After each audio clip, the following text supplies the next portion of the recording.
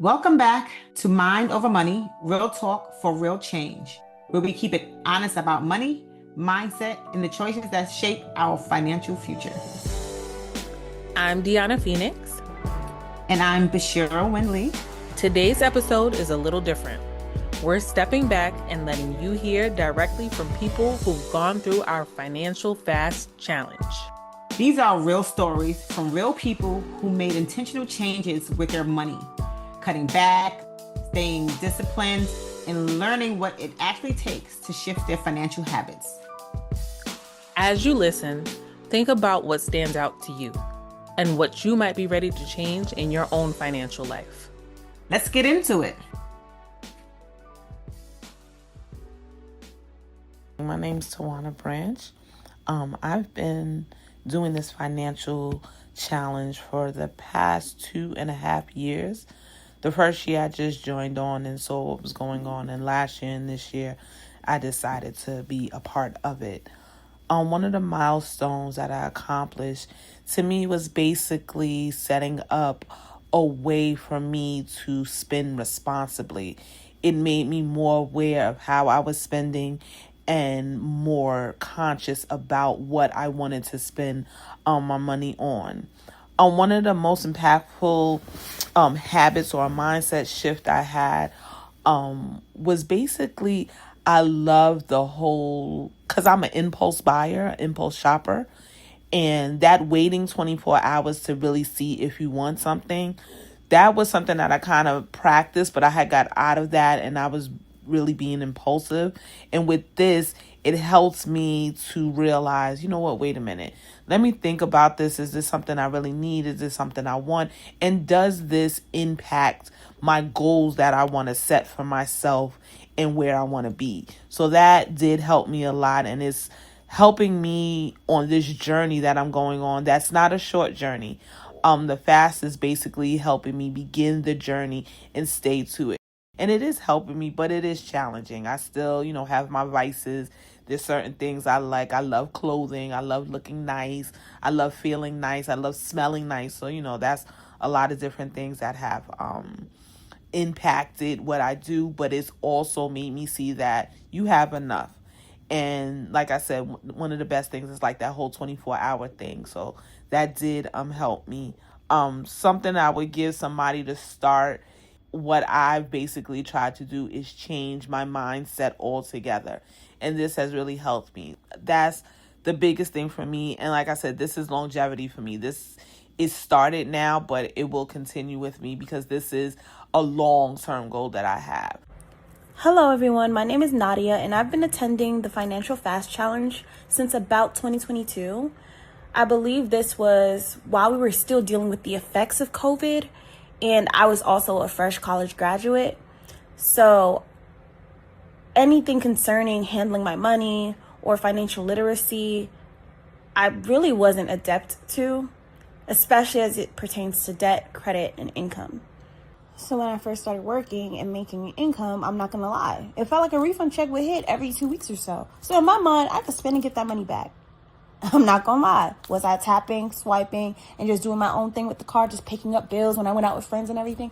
Yes, I was, because again, it felt like a refund check. For me, it was just, I didn't have to think about the long-term financials, nor was I ever concerned with that. I was just worried about, I'm going to have a time, I'm going to live my life. Then the student loan payments started hitting and credit card bills started to stack up. And I had to pay those back. When the student loan payments unpaused, it was almost as if they unpaused and my credit card bills were due at the same time. And then I realized, all the friends that I picked up those tabs for when we went out and stuff, when we went back out to restaurants and stuff, if I didn't pick up the bill and I didn't pick up the tab, we were just splitting it amongst each other. Most times they didn't offer. When those bills caught up with me, it was exactly that. They were my bills. They weren't theirs. They weren't my mom's. They weren't no one else's. They were my bills. So yeah, it was my credit on the line. And sooner or later, what once felt like a weekly refund check felt like I wasn't being paid enough. With all the credit card bills and the student loan payments due at the same time, with me not being able to manage it, not having a game plan as to how to manage it, I knew I needed something. So it could have only been God when, at the time where my finances were at its worst, the Bronx Alumnae chapter of Delta Sigma Theta Sorority Incorporated held their financial fast challenge, which of course I later found out was something that they did annually. So initially, when we started the financial fast challenge, they asked me what was my financial goal or milestone that I would like to accomplish during this challenge. And the only thing, I kid you not, the only thing I could think of was I wanted to breathe. I wanted a moment where I didn't feel like my finances controlled me. I wanted my control back. Then we put the plan into action.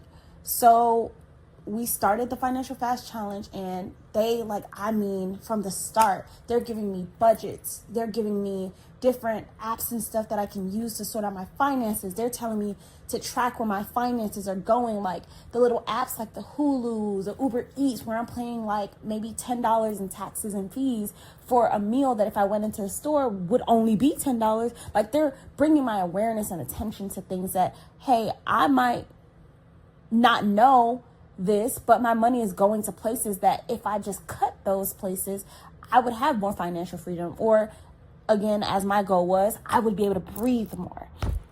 So of course, it's now 2026, and I've been doing the financial fast challenges since 2022.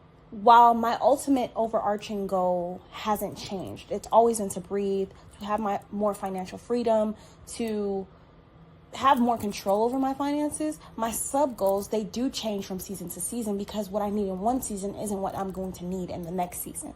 So whereas in one season it was primarily just cutting things, the next season might include adding things like new credit or more financial freedom or income opportunities, whatever that looks like. So the only mindset that I could think of that carried me through all these years of doing the financial fast challenge up until now, it's literally been, of course, as a God-fearing woman, it's been Philippians 4 verse 13. I can do all things through Christ who strengthens me. I strongly believe that God literally is not going to put me through anything that I cannot manage. And yes, it was my fault. I did swipe, tap, do all the things. It was my fault for being financially reckless and not thinking about my future finances or my current finances, right? For just being young and dumb to some extent, right? But it was also amazing knowing that God is turning my mess into a masterpiece. So while I had $10,000 plus worth of debt, He's sufficiently not failed me. He has met me on my needs, and I no longer have $10,000 plus worth of debt. If someone were to ask me for advice about whether they should start the financial fast challenge and what they should do, there are two things that I would tell them. The first, stop upgrading your lifestyle to match your income. Your lifestyle shouldn't increase just because your income increases. In order for you to live a financially free life, especially from my experience, you need to maintain your lifestyle as your income increases. And when you have entered into a space of comfortably making more than enough income where you don't have to check your account every 5 seconds and you're not living paycheck to paycheck, then you can get the Louis and the Gucci's and the new car payment, the new house, all of the things. But at the point at which you sacrifice your lifestyle to match the increase in your income, you're setting yourself up for failure, because you'll never feel like your income is enough, because you keep leveling up a lifestyle that is unable to bear the weight of your income. And secondly, just start. Starting is literally a precondition to achieving any goal you set for yourself. So you have to start somewhere, even if that's making the mental decision that this will be the last year that your finances have control over you. And don't be afraid when you started to fail, which requires you starting over. You have to decide that you are not going to lose, that you will not quit at any cost. So yeah, I would definitely just start. So I just want to thank the ladies of the Bronx Alumnae chapter of Delta Sigma Theta Sorority Incorporated for even having these events, for having these conversations. I think it's been very useful. It's definitely helped me. I now have well over $20,000 plus worth of credit line available. And I am thankful that you guys had this event when I most needed it. So for me, one of the biggest milestones that I've accomplished during the Financial Fast Challenge was paying off my credit card. For a while, I've just been paying the minimum amount, and it was a big thing for me because I was able to pay down my credit card balance to zero. And also, I was able to monitor some of my impulsive spending habits that I really wasn't paying attention to. There'd be moments where I see something on Amazon and I'll just buy it because, I may need it, but it wasn't a necessity at the time. I also was able to make new habits and really formulate a budget that worked for me and stick to it. Oftentimes I would budget, but not really stick to it the way I should. Now I have more structure when it comes to my finances, and I minimize my impulsive spending. Scrolling on things and social media, sometimes you see things that you want, and it's like, I don't really need it right now, so maybe I can save for this instead of just buying it because I have the money or putting it on Klarna to pay in for. I think the biggest challenge was connecting the psychology to my money habits and implementing new systems and actually, making those changes because I didn't realize how deeply rooted some of my financial challenges were. So getting to the root of that really helped unpack a lot for me, and I was able to make some positive changes and stick with them too outside of the financial fast challenge. So that's been very, very helpful for me. Some advice I'd give to someone who's starting the fast would be to, just be real with yourself, take it slow, and kind of look back at why you're spending the way you're spending or what has caused you to have some, difficulties with fasting, and is it like more of a deeper level or is it impulsivity? Whatever it is, I think kind of getting to the root of it and understanding it so you can understand yourself better would help. And then, you can create the plan and then start implementing it. Because sometimes what failed me in the past is I'll have a budget, I'll have a plan, but I would still, practice bad habits when it comes to my finances. So really getting to the root of things, which the fast has helped me, and the articles and the emails and the meetups have helped so much. It really put into perspective, like, this is deeper than I thought. Yeah, I can have the budget, I can plan, but if I'm not doing the things I need to do and getting to the root of the issue, that can set me back in ways that, are beneficial to me in the long run. So that's some advice I'd give to someone who's starting the challenge. I'm so grateful that I've started the challenge. I participated for the last few years, and I honestly do my own fast here and there. So, it's been beneficial for my spending. I've minimized a lot of impulsive spending, and I just got to the root of like my deeper issues when it comes to finances and where I make the decisions that I do. So now I feel much better. I feel much more mature, and I just feel much like structure in my life when it comes to my finances. My name is Latanya Branch, and I have been participating in the Financial Fast Challenge now for 2 years.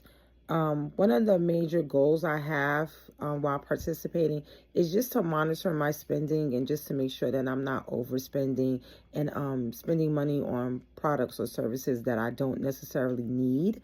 I tend to spend a lot on things that I want. So one of the biggest changes that I've made is to be really conscious of what I'm spending. I'm not going to say that I'm not going to buy anything. I do work, and so I do think that sometimes I should reward myself, but I'm just more conscious of how much I'm spending on products and how often I am purchasing things. One of the biggest accomplishments I think that I have or that I'm striving for is to just pay off a lot of my credit card debt and try to allot cards for certain things. So like I can have one card, and this is the card I use when I want to go out to eat or hang out with friends, and I would just use that one particular card and then pay it off within the statement cycle, and then use another card per se that has a higher amount of spending on it, that I would use that to use for travel, for vacations, and just use it once a year for that, and then and pay it off within a couple of months or within the year before obviously I go again. So it's I'm taking small steps, but these small steps are really helping me. For the month of April, when I started this challenge, I have found that monitoring myself and just telling myself to stop, I have been doing better, and I have been able to, I'm still not, there yet without, going check to check, but I am being more mindful, and I do see the difference in my spending, and I do see the difference with how much, expendable cash I have in between pay periods. So it has been very helpful, and I do look forward to doing better as I continue on with the challenge, even beyond the month of April. That's it for today's episode of Mind Over Money, Real Talk for Real Change. And if there's one thing to take away from today, it's this. Real change is possible when you commit and stay consistent. If something you heard today resonated with you, don't just sit on it. Take action. And if you're thinking about joining the next Financial Fast Challenge, this is your sign. Make sure you subscribe so you don't miss out on what's next. And share this episode with someone who needs that extra push.